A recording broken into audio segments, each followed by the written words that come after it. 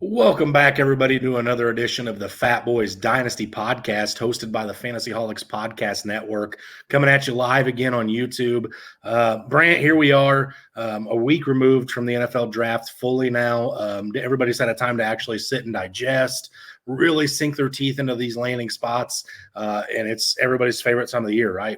Every one of us that's in Dynasty football just does mock draft after mock draft after mock draft until our actual NFL draft happens, and they never go the way we all expect them to. But nonetheless, we're all gluttons for punishment. We all love to see what value we can get in the third, fourth round, whatever, see what players slide to us. So, Brant, I know we both thought that it'd be the most appropriate thing we could do this week to bring a mock draft that was recently completed by the Fantasyholics Facebook team, with you and I being in there as well. So several of the people that talk to everybody behind the scenes being involved in this mock.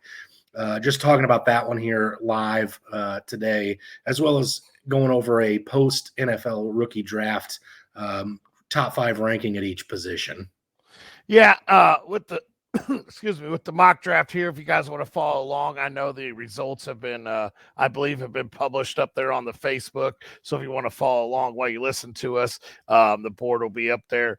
And yeah, this is our first dive into our top 5 rankings at each position for these rookies. As training camp news comes out, as more of the depth chart news comes out, some of the rankings will fluctuate. That's why we didn't want to get too deep into it. Top 5 will probably remain roughly the same for us, barring any injuries or huge news coming out. Right. And it'll be the real interesting thing, Brant, to figure out is where these guys fall into our consensus overall rankings when we break down each position fantasy wise. And I think there's definitely some names here that we're going to see again as we start ranking these positions, which is something you and I are going to start moving into here shortly, probably. But without further ado, let's go to the quarterback position.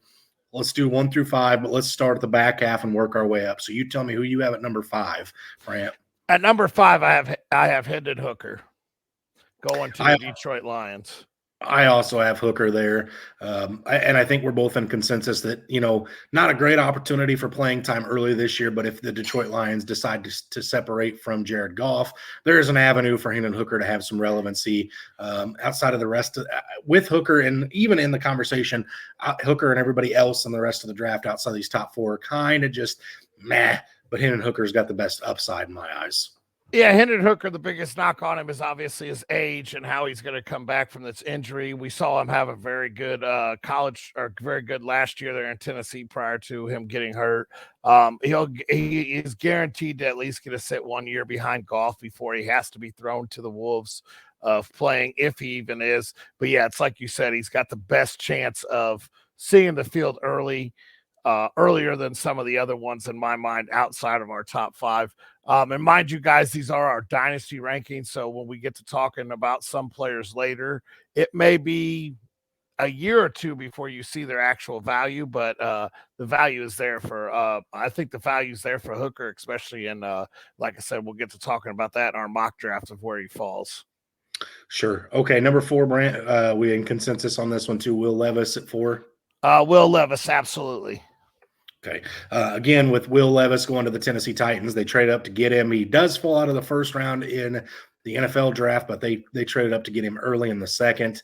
So maybe the quarterback of the future in Tennessee. And if things start out slow in Tennessee, which I think they probably will in that division, maybe we see Will Levis a little sooner than some expect. Yeah, with Will Levis, he's got a big, strong arm. I think he elevates Treylon Burks a little bit when he does get on the field. And they did try to trade back into the first round in order to get his 5th-year option. So I think that they are starting to already see him as the future, maybe not the right now. Okay, fair enough.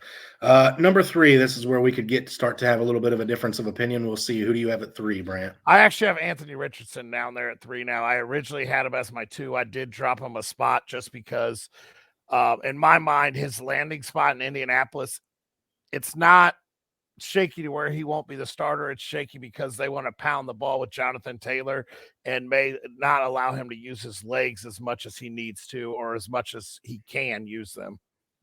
Okay, at 3, I have CJ Stroud. I think out of the top three guys, CJ Stroud fell into the worst weapons out of all of these guys. Definitely some question marks coming out of the draft about his, his IQ, his progression ranks. I know when I did my independent study of CJ Stroud early, which I'm no expert, I know for me, it looked like he struggled to get through his progressions, even when you're talking about guys like, Marvin Harrison Jr., Chris Olave, Garrett Wilson, Jackson Smith and Jigba. So when you're struggling to get through progressions with guys like that, what are you going to do when it's Nico Collins, Robert Woods, and Nathaniel Dell catching passes for him? So for that reason, I have CJ Stroud at 3. Yeah, and I have him as 2 just because once again it's they have a young core down there. They're trying to build something there in Houston, and I like his future upside. I like I don't know if he finishes as the second best QB this year. Out of these QBs, but I do like his upside with that young core, and now he's there, so he gets to build with that core, and that's really kind of how I had it. I know Indianapolis, the line is getting a little older, so that's kind of where I had them. I kind of had them 2A, 2B with Richardson and CJ Stroud. It depends on who gels with their team first, in my mind. Okay, fair enough. That's your 2. So my 2. I have Bryce Young. Bryce Young, I think is probably the most talented quarterback in this league. His size just scares the absolute dog crap out of me. Wide receivers are pretty nice in Carolina, really, when you get into it. Pass catchers as a whole, Hayden Hurst, Adam Thielen, and now you add on a guy like Jonathan Mingo as well. So I'm definitely not hating his landing spot. I do just think that, Carolina's offensive line's not the greatest as it is. I think he's going to be under some pressure year 1, and I'm just not sure that Carolina or Bryce Young live up to expectations. I do think Bryce Young has the best career out of this draft class. Year 1, though, does make a difference. And so that's why, for me, I have him at number 2. So obviously, Brant, you have him at 1. Yes. And I have Richardson. So tell me why Bryce Young should be number 1. I have him as 1. He was the first one off the board. Carolina was a team that was in, they moved off from McCaffrey and still found themselves in a lot of games. I know their line wasn't rated the top 5, or top end there, but they were getting some time with who they did have running the ball and who they did have under center. I like the Terrence Marshall, DJ Chark. I like the veteran wide receivers to really help with the younger guys and to help develop him.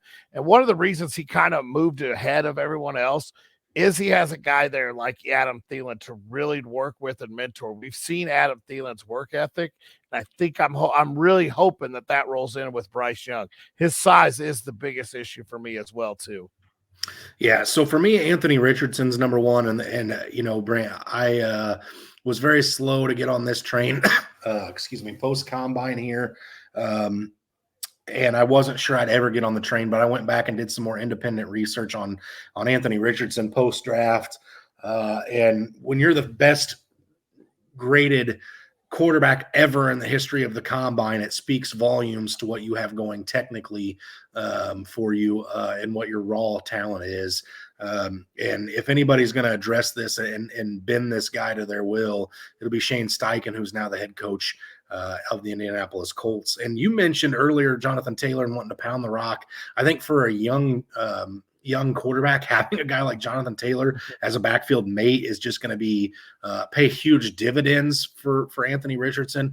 And out of all these quarterbacks, he has the best weapons in my mind to catch passes from him and Alec Pierce, Michael Pittman, and then again the aforementioned Jonathan Taylor. So when you combined his athletic ability with who he's got catching passes from him, for me, it's just too easy to have him up there at number 1. All right, so we're going to go through these running backs a little quicker here. We're not going to have time for our mock draft. So at number 5, who you got, Brant? I got Roschon Johnson. Okay. Going to Chicago. I think there's nothing in front of him that really scares me. Foreman's on a 1-year deal. Herbert was a 6th-round draft pick. Johnson, I went back and I watched some film on him this past week, and he was really impressive. He has a great skill set, and I think he has the ability to really jump both of the other two there by midseason this year. Yeah, I love Roshan Johnson. Did not crack my top five here. I've got at number five, I've got Zach Charbonnet out of your Seattle Seahawks. My biggest issue here with this is he was arguably the third best running back in this class. Fell to a landing spot. Granted, I know the draft capital's there. Seattle spent up to get him with that draft capital, so that's reassuring. But the fact that it's going to hurt either him or Walker. Walker was pretty good last year. And the fact that those two guys are going to be tied together for almost the entirety of both of their first contract is enough to scare me off of Charbonnet any earlier than number five for me. I have Charbonnet at number 4, and that's just because with the skill set he possesses, the skill set Walker possesses, I said it last week, I think both of those guys wind up in my running back 2 range, and I absolutely love what he brings to it. And I think it's going to be close to a 50-50 split, but I think they both have the value there. Okay, at number 4 for me, I've got Kendre Miller out of New Orleans Saints. And like you alluded to, Brant, this is more of a dynasty pick than it would be a redraft, even with the fact that there's going to be some kind of a suspension for Alvin Kamara, most likely. But Kamara, whether there's a suspension or not, is going to be 28 years of age this year. Jamal Williams isn't getting any younger, and Kendre Miller comes into a spot where if he can, establish himself at all this year, next year he could be the guy leading that backfield. So this is more of a future pick than a current pick, but I do like how he projects this year as well.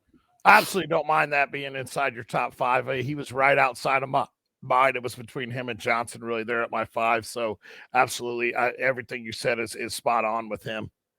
All right, who do you have at 3? At 3, I have A-Chain there in Miami. He's got 97-year-old Raheem Mostert and 52-year-old Jeff Wilson Jr. in front of him, who both can't stay healthy for a whole season. You got the gas can there, but we know they apparently don't really like him because they can add anybody ahead of him. I'm sorry. I know we got a guy in our league that absolutely loves him. I'm sorry, you probably don't want to hear this, but A-Chain I think is going to start out as number 3 and slowly creep up that depth chart. This means, Brant, that we are consensus 3 through 1 because I also have Devin A-Chain at 3. Like you alluded to, definitely going to be a huge factor in that backfield just because nobody can stay healthy when it comes to Jeff Wilson and Raheem Mostert. And on top of that, can you imagine putting the speedy guy like Devin A-Chain in there for a defense coming into it? Do you drop your safeties down to cover the box and get burnt by Waddle and Hill, or do you drop your safeties deep and let them not get burnt over the top by Hill and Waddle and let Devin A-Chain have 10 yards of running lane before he sees the safeties? Not my problem. That's a problem for opposing defensive coordinators facing the Miami Dolphins each week. But yes, give me all of Devin A-Chain at 3. So at 2, I'm assuming we both have Gibbs. Yes. If you want to talk about Gibbs here. Great landing spot. They shipped Swift. He's got a great skill set. We both had him as the number 2 back prior to the draft. And the only thing I have to say is David Montgomery is still there and probably will vulture quite a bit of touchdowns this year. But I think Gibbs will be just fine in that backfield. I think he'll take over between the 20s for the majority of the backfield. Yep, well said. And at number 1, that means we both have Bijan Robinson. I'm going to step all over your little toes here, Brant, and talk about my Atlanta Falcon. This pick this guy is transitional. He's going to be a generational talent at running back. He is already, for me, if I had to put down my rankings, he's at least top 3 in Dynasty, if not number 1. Coming into the league, he is currently spending his time this offseason working out with Jamar Chase. So yeah, he's going to be very, very well-versed, well-rounded in his ability. And this guy should be the consensus number 1 in rookie drafts, whether it's Superflex, IDP, or just standard rookie drafts. He should be number 1. Best landing spot for a running back is all I got to say. He was the best back in this class, and he got probably the best landing spot behind your guys' line that you guys have really are starting to build up. Going to one of I believe you guys did lead the league in rushing attempts last year. So second in attempts, first in efficiency. Well, I believe he will take at least 90% of that work probably over. At least. All right, moving into the wide receiver position, Brant, who do you have at number 5? I have Zay Flowers. I absolutely hate the landing spot he has. I've been on the Bateman train. Obviously, they don't trust Bateman. Bateman was the 27th overall pick 2 or 3 years ago. So he's stuck with, it'll be Bateman and Flowers and OBJ probably for 1 year. I don't trust Lamar. I don't trust that passing game. Zay Flowers, being how explosive he is, though, he does stay inside my top 5 because one short slant route and he could take it to the house. Okay, fair enough. I have at number 5 Jonathan Mingo out of the Carolina Panthers. Again, this one's just simply due to the fact that they got him in the second round. He was a guy that they said, hey, he's going to be our guy of the future. We're going to pair him with Bryce Young, and Bryce Young and him should have many years to gel together. Whereas, Terrence Marshall, I think at this point is kind of a failed experiment. And we both know at this point, Adam Thielen and DJ Chark are both just exactly what they are. They're DJ Chark and Adam Thielen at this point in their career. Yep. All right, Brant, who do you have at number 4? I have Rashee Rice going to the Kansas City Chiefs. In my mind, best landing spot. They don't have a true number 1 wide out there. I know they would like Kadarius Toney to be that, and they did say he would be that. I believe that came out today or yesterday. Rice, I loved him prior to the draft. He was slowly creeping up my board as I got more and more research on him. Big body guy, great red zone target to help Kelsey in the red zone. I absolutely love Rice, and he's paired with Patrick Mahomes for the foreseeable future. So give me one of the best weapons, or give me a great weapon with Patrick Mahomes, and that he's not going anywhere after 1 year like Juju did. So I absolutely love him for future value and this year. Yeah, Rashee Rice, Jonathan Mingo, and Keyshawn Boutte were all in contention for my number 5 spot here, and I couldn't decide, so I just flipped a coin and knew you'd hit Rashee Rice, so I just left him out. I also left Keyshawn Boutte out. He was the odd man out as well. But yeah, I like Rashee Rice a lot. Those guys it was hard for me to narrow it down at 5. And it's a good thing these aren't concrete and I don't have to live with these because I imagine that number 5 spot will change a little bit. For me at number 4, I have Zay Flowers. You kind of already hit the nail on the head here. The only exception is OBJ is not going to be there as long as Zay Flowers is. At some point, Zay Flowers will step into that full-time number 2 role or number 1, depending on how things go with Rashad Bateman. And Zay Flowers projects to be very similar in ability to Marquise Hollywood Brown, who had some pretty good years while he was in Baltimore. So I'm okay with Zay Flowers at number 4. Okay. At number 3, I have Quentin Johnson there going to the Los Angeles Chargers. Big body guy. He stayed at 3 because he is behind 2 guys that have injury histories. They're in a high-powered offense that likes to throw the ball. They're in a division that scores points. He's going to get targeted quite a bit. How long does Mike Williams play this year? How long does Keenan Allen stay there? So yeah, I think Quentin Johnson is a guy that's going to instantly drop into the 3 role, and it's probably only a matter of a couple of weeks before he's the 2. Yeah, I do. Like you said, I have Quentin Johnston at 3 as well. I do still put Eckler ahead of him in my mind as a pass catcher, even though Eckler is at the running back position. I still think he's going to catch more passes. So right now, I'd have Quentin Johnston as the 4, but I think shortly to come the 3, which, like you said, shortly could become all the way up to the number 1 spot with Keenan Allen and Mike Williams' days limited, if you will. All right, Brant, number 2, who do you got? I got Jordan Addison as number 2. He steps right into the Thielen role. We know how much Kirk Cousins loved Thielen. He would be my 1, but he's tied to Jamar Chase for Justin Jefferson. Justin Jefferson, my fault. You were talking about Chase, so that was still on my mind. He's tied to Jefferson for the foreseeable future, so he'll always be the number 2 because I don't see him passing Jefferson anytime soon. All right. I at 2 have Jackson Smith and Jigba, who was my favorite wide receiver going into this class, and your Seattle Seahawks pooped all over that.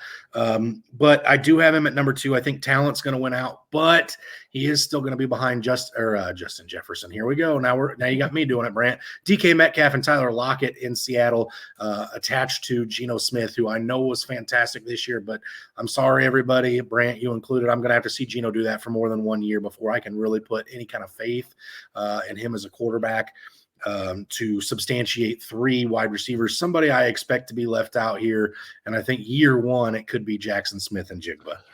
I have JSN as number 1, but I alluded to it a couple podcasts ago when we talked about guys to maybe avoid late in drafts, and that was Geno, because I do expect him to take a step back. JSN, the real reason he's number one is the fact that I don't see Lockett being there long term. I believe he has an opt out after this year or a team opt out. As much as I love Lockett and everything he does for Seattle, and I'd love to see him stay in Seattle, I think that they're already grooming for the future in Seattle. And I absolutely love JSN being there because when Lockett leaves, or if Lockett leaves, or his time gets limited, the double coverage and everything else we all know is going on DK. And this man right here is so explosive and his route running is so amazing. I don't see how Gino or our future quarterback doesn't at least have two top 24 wideouts. Okay. Just like you alluded to with Jackson Smith and Jigba, Jordan Addison walks in this year as target option number 2 in a Kirk Cousins offense, which isn't a whole lot better than Geno Smith. But I don't expect Jackson Smith and Jigba to pass DK. I don't expect Jordan Addison to pass Justin Jefferson either. But we all know that Adam Thielen role has been very, very nice for fantasy for quite a while. Going into the year, this year in college football, Jordan Addison was the number 1 prior to the start of the season. He slowed down, didn't really gel real well right off the bat with Caleb Williams at USC, where he had transferred from Pittsburgh. And I think that was a big knock and a reason why he slid. But he's uber talented, uber athletic. And I really, honestly, with these 2 top wideouts, I don't think you go wrong with either one of them. Honestly, I really don't. I just think you're going to get more year 1 out of Jordan Addison than you do Jackson Smith and Jigba. But they both project to have very good careers fantasy-wise. Absolutely. Let's jump into the tight ends. I'll hit my 5 first because you and me talked about this. I have a tie right now. It's Luke Musgrave and Tucker Kraft. That's a camp battle. That's the Green Bay tight ends. They are drafted, I believe, in the 3rd and 4th or 2nd and 4th. Whichever one wins that battle is going to win over that number 5 spot. So both of them will have a great upside in that offense. So I think either one of those guys could easily become Jordan Love's new best friend. Yeah, Luke Musgrave in the 2nd, Tucker Kraft in the 3rd. That's also who I have at 5, Brant, after I sat down and looked at it after talking to you earlier. I couldn't pick one of the 2 of them over the other. I do tend to lean that I like Tucker Kraft a little bit more out of South Dakota State than Luke Musgrave, which I know you and I have had these conversations in person. But yeah, whichever one of them wins it, I think is going to be very electric. All right, moving on. At number 4, who do you have? Luke Shoemaker there in Dallas. Nothing's in front of him. I literally looked at the depth chart, and Jake Ferguson was the only thing on the depth chart. I know there's a lot of mouths to feed there, but we have seen it in the past with Dalton Schultz that Dak Prescott does like his tight end. This guy could instantly walk into a nice role there. Okay.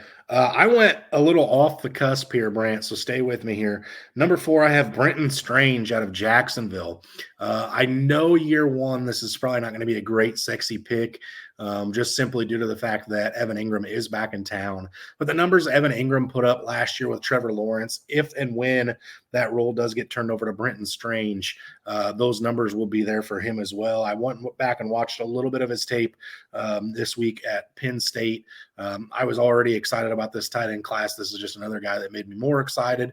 Draft capital's there. This guy eventually takes over for Evan Ingram, tied to a guy like Trevor Lawrence, who I think is still on the upswing.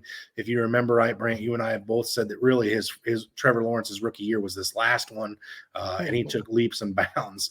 So I expect him to keep doing that. Number 3, Brant, who do you have? Number 3, I have, unfortunately, this one hurt me right in the heart to write this name down because he was my one for the longest. That's Michael Mayer. I like the landing spot. He's going to enter the Darren Waller role, but the issue is there's so many mouths to feed. Mm-hmm. And Jimmy Garoppolo isn't that guy to push the ball as much downfield. He's a system quarterback. He does great leaning on the play action. I think Mayer has a very good first year, but it's I think the other 2 guys had the upside is way too much more, and this one hurt a little bit there with Adams there and Renfro there. And I know I'm missing. Jacoby Myers there. And Josh Jacobs. It'll be hard for him to see, be able to sustain great fantasy numbers until that thins out a little bit. Sure. Michael Mayer is my 3rd as well. And honestly, had Jimmy G not been under center, I could have seen myself pushing Mayer down to 4th or 5th potentially. But we do know one thing about Jimmy G, and that's that Jimmy G loves himself some tight ends. So I do expect there to be some production at the position for Mayer. But like you said, he's going to be down the pecking order a little bit to start his career. So number 2 and number 1, again, I assume we have the same here, the top 3. You want to? I'll take number 2. You get number 1 this go around. How about that? Okay. Brant? So at number 2, I think we're both in agreement on Sam Laporta out of the Detroit Lions, former tight end from the Iowa Hawkeyes. Again, I went back and did more research on Sam Laporta. I started really growing attached to him probably the week leading up to the draft as I was doing my research. This guy had a 30% target share at the University of Iowa, which is just astronomical for a college tight end. This guy is just an absolute all-around athlete. Again, had it not been for the name that you're going to talk about at number 1, I think Sam Laporta ends up being the number 1 tight end in this class. But he does go to Detroit, where Jahmyr Gibbs is going to now be catching passes. Eventually Jamison Williams and DJ Chark. So just due to all of the murkiness that is that, I have him at number 2 still. Marvin Jones, Chark moved on to Carolina. Oh, I'm sorry. Yeah. Sure. No. Just didn't want anybody else to be confused. Sure. Right. This guy right here, I don't give a crap that his tight end, that he's labeled as a tight end. This man's a slot wide receiver, and that's probably where he's going to play for Buffalo. And that's Mr. Kincaid going to Buffalo. Like I said, he's listed as a tight end. He's a freak athlete. His hands are amazing. His blocking's great. He's going to be one of Josh Allen's best friends for years to come. Obviously Diggs will be the one there for at least a couple more years. But Kincaid is there for the long haul with Allen, and I absolutely love his upside year 1, and I love his upside for the future. Absolutely. Dalton Kincaid, the man, the myth. All right, Brant, let's get into this mock draft. We're going to kind of do this a little bit differently. We're going to go 6 picks at a time. We'll just talk about a couple we like from each of those groupings. And again, this is one that if you guys want to get on, see who made the picks. Brant, you drafted at the 11th spot in a 12 man draft. I had the 9 spot. Again, this is a super flex dynasty tight end or quarterback premium, obviously, draft. So let's get it right. Started off here. 101, Bijan Robinson. 102, Bryce Young. 103, Anthony Richardson. 104, Jahmyr Gibbs. 105, CJ Stroud. And 106, Jackson Smith and Jigba. Any surprises? Anything you just absolutely hate there, Brant? The only thing that I disagree with, those should be the first 6 picks in my mind. I think Stroud should go ahead of Gibbs in a super flex. But other than that, really, you can't go wrong with any of those first 6 picks. Okay, I agree. I think, like you said, I would have Richardson ahead of Bryce, but I can understand why anybody would do it that way. Yep. There's really no surprises here, just a little bit different order from my perspective.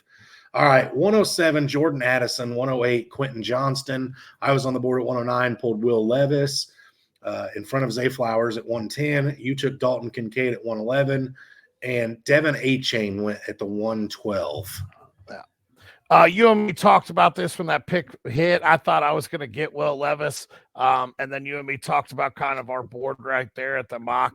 And I believe all 3 of those names are right there. And I think Kincaid probably should have went before Flowers. But other than that, I absolutely love getting Kincaid. Like I said, outstanding wide receiver. I love getting, or tight end. I love getting him at the 111. Yeah. So I could see people saying, how are you going to take Will Levis in front of Zay Flowers, Dalton Kincaid, Devin Achane? I could see the argument being made for Will Levis sliding, but again, in his super flex, the fact that the Tennessee Titans traded up, tried to get into the first to get him, he is going to be the future there at some point. So that's why he went. And again, I think, like you said, Dalton Kincaid at the 111 is an absolute steal, let alone somebody getting him in the second round in an actual draft. But nonetheless, I digress. Let's move on. 2-1, Zach Charbonnet. 2-2, Jonathan Mingo. 2-3, Kendry Miller. 2-4, Jaden Reed. 2-5, Rashee Rice. And 2-6, Tajee Spears, Brant. I see 2 reaches right here. Reed, I think, has a very decent career there in Green Bay. But I still think Dobbs and Watson are ahead of him on the depth chart. You still have both the running backs there. So Reed, I think, went a little bit early. And Spears, you and me have talked, and after you and me talked a little bit, has a lot of injury, knee problems. And that could be a reach and could be a one-and-done type of guy. And I mean, he's sitting behind, a guy the most used back in the NFL. But I still don't know how much I believe in him. Yeah, I think Kendre Miller going at the 2-3 is an absolute steal for somebody here. You're getting a running back that I think is going to have some value year one and potentially a starting year running back in year two, getting him in the second round here. As you alluded to, I do think Tajee Spears is a reach. The more and more I learn about Jaden Reed, the more and more I like about him. I don't think he surpasses Christian Watson this year, but I could see the argument made for Romeo Dobbs just based on draft capital and opportunity in Green Bay. So that's another one we'll have to do a little bit more research on and dive deeper. 2-7, we have Michael Mayer. 2-8, we have Hendon Hooker. I took Sam Laporta at 2-9. Jalen Hyatt went at 2-10. Brant, you took Roshan Johnson at 11, and Marvin Mims went at 12. Absolute steal to get Laporta down there at the 2-9. I think he should have been moved up a little bit more. I don't think he should have made it past the first 6 picks there in the second. I absolutely love. That's one of my favorite picks there in the second round is Sam Laporta. Yeah, the one that I really don't like here is Marvin Mims at the 212. I don't have this guy. I don't know if I'd even put him inside my top 10 at this point in this class. Russell Wilson's got a lot to figure out in Denver. And until that happens, I'm not sure I want anything there. But at the very least, best case scenario for Marvin Mims is he's going to be behind Jerry Jeudy and Cortland Sutton, along with Greg Dulcich, and then you throw in the likes of Tim Patrick, Marquez Callaway, and all the other former New Orleans Saints that Sean Payton coached that he decided to bring back with him to Denver. It's just the waters are extremely murky there. I know Marvin Mims is very talented, but I just don't love him to Denver. So for me, I think he was the back half of the third. Back half of the of the third is where I'm willing to gamble on him. Yep. All right. I'm in the same boat. 3-1, we have Tank Bigsby. 3-2, Josh Downs. 3-3, Luke Schoonmaker out of the Dallas Cowboys, tight end. 3-4, Cedric Tillman. 3-5, Zach Evans. And 3-6, Tank Dell. The 3-4. Tillman there in Cleveland. I love this guy going into the draft, but A is draft capital. And let's see, they just traded for Elijah Moore. They have Amari Cooper. They have Bell. They have Peoples-Jones. They have Watson, who uses his legs more often than not. I just don't know where Tillman is in the pecking order. And in my mind, you have Nick Chubb still pounding the rock there. You still are a run-first offense, even with Watson underneath center. Tillman's like number 4 or 5 in the pecking order there. I think that is a heck of a reach. That's a 4th-round draft pick in my book. Yeah, I'm not crazy big on him. Tank Dell is probably my favorite pick at the 3-6. Just again because this is a guy who CJ Stroud, told his new front office in Houston, go get me this guy. So if he's willing to vouch for him, that means he's probably going to, be looking to make that connection. Sounds like the two of them were playing catch in the parking lot the day of the draft, or the night after, whatever the case may be. So definitely interesting there. 3-7, we have Luke Musgrave. 3-8, Chase Brown. 3-9, Keyshawn Boutte. 3-10, Chris Rodriguez. 3-11, Deuce Vaughn. And 3-12, Israeli Abanikanda. Yeah, I'm going to be a little homer here, and I'm going to talk about my pick here. I went Deuce Vaughn. I think this man actually carves out a decent little role in Dallas. He's a speedy guy. He can line up at the slot. I know his size is the biggest knock, but this guy could actually end up playing a big factor in that offense to really help boost it up a little bit. Getting him at the 3-11, it made me extremely happy. Yeah, I'm going to do the same here, Brant. I'm gonna not your pick, my pick. I took Keyshawn Boutte at the 3-9. This is a guy who's going in and may walk into wide receiver 1 potential in New England there. I know Juju's there. I know there's a couple other names that they added. But at the end of the day, if you go back and look at some of the performances that Keyshawn Boutte put together at his time at LSU, there's one game where he had something like 18 receptions for like 320 yards and 3 touchdowns. I mean, he's got all the upside. His draft stock fell. There's off-the-field questions with this kid. But I absolutely love him at New England, and I think he could be the steal of the draft at the 3-9. This is a man that we were literally talking about prior to the college season of being a first-round draft pick for the wide receivers as possibly being one of the top 3 wide receivers in this class. And like you alluded to, off the field issues, he had a bad last year at LSU, the up and downs of their quarterback and the up and downs of their season. But Keyshawn Boutte, he's an amazing athlete, and falling to New England might be the best thing for this kid. You're under Bill Belichick. You're underneath one of the best coaches in the NFL, if not the best coach in the NFL. I think he gets his head on right, and I think that is the absolute steal of this draft, regular draft and fantasy football drafts. Absolutely. All right, moving on. 4-1. Let me preface this by saying that I think when you get specifically with this draft class, Brant, fourth rounders, really even third rounders, if you hit on a pick, it's an absolute diamond in the rough. I don't love the third or fourth round in this draft. I barely love the second round. So let me just preface that because you're going to be taking some dart throws here. At 4-1, we had Darnell Washington. 4-2, Sean Tucker. 4-3, Eric Gray. 4-4, Dwayne McBride. 4-5, Michael Wilson. And 4-6, Brenton Strange. Yeah, one of my favorite picks and one of my favorite sleeper guys in this draft is Washington there at the 4-1. His blocking ability. I mean, the tweet came out, the Instagram came out of one block that he made where he just literally put his arm out and put old defensive end flat on his butt. This man's going to get on the field for blocking, which means there should be some good upside. And like you said, fourth round, let's throw that dart. And this is a guy that I definitely could see end up sticking. Yeah, Brenton Strange again is the guy for me here. Like I just had him inside my top 5 with my tight end rankings. Again, it's gonna be a year or two before you get that production out of him at that position. But again, I think it's a good problem to have when it comes to catching passes from a guy like Trevor Lawrence. 4-7, Stetson Bennett. 4-8, A.T. Perry. 4-9, Trey Palmer. 4-10, Will Mallory. 4-11, Puka, and 4-12, Tyler Scott. Let's do something a little different. You talked about this being the dart throw round. Explain your dart throw. Why did you take Palmer there? Yeah, so obviously I took Trey Palmer just because he was the fastest clocked wide receiver at the combine. Very quick guy.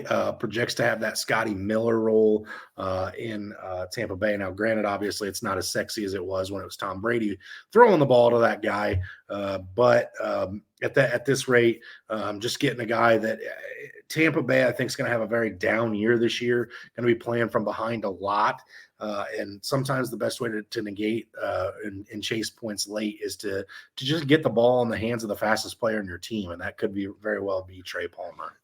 And I absolutely love your reasoning there because Palmer, like you said, fastest clocked wide receiver in the combine. Well, what does Baker like to do when he's under pressure? Just throw that ball up there and hopefully somebody can get underneath it. This guy could get you so many bonus points come dynasty or come fantasy football time. Absolutely love it. My dart throw, I went with Puka, Los Angeles Rams. Love the name. Gotta love the name there. But I went with him. The fact that there's Cooper Kupp and then Tutu Atwell, Ben Skoranek. What else is really there in the wide receiver room? Van Jefferson. Yeah, Van Jefferson also, who has a history of injury. Puka, before you blink your eye, could end up being the number 2 wideout in there. And when you're the number 2 wideout with the Rams, that means odds are there's 4 or 5 guys watching Cooper Kupp. So you get to just kind of roam around there almost wide open and move and get open for old man Stafford. So that's why I took the dart throw. I mean, it's an offense that I think is going to be playing from behind quite a bit. And I think Nuka has very good upside. Yeah, Brant, I don't have a problem with Puka here, and like you alluded to, there's definitely going to be an option for him to carve out a role in that offense. And if I go back and look here, yeah, he had a 5th round draft capital, so I mean he's got a chance now. At 5th round doesn't sound like a whole lot, but you got to remember the Rams didn't have crap for early draft picks in this draft, it's like their 2nd round draft pick.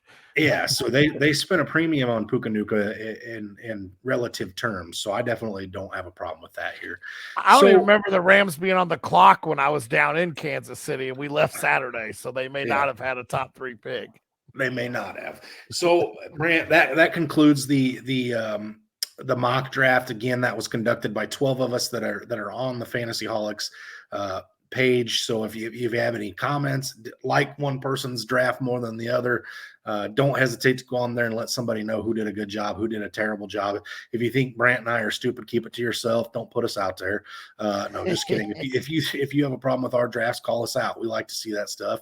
We challenge each other on stuff all the time. We just keep it professional on the show as best we can anyway. So there may have been a few cell phones being thrown over certain little missed letters or misreadings in our time. Sure. So that concludes this week's episode. We're going to come back and do something fun again next week. I know we're going to start working into our player rankings at some point.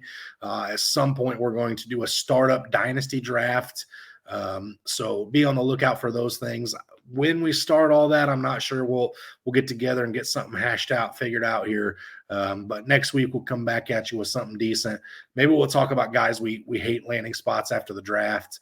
Something we'll come up with something. Brant, be back here same time, same place next week.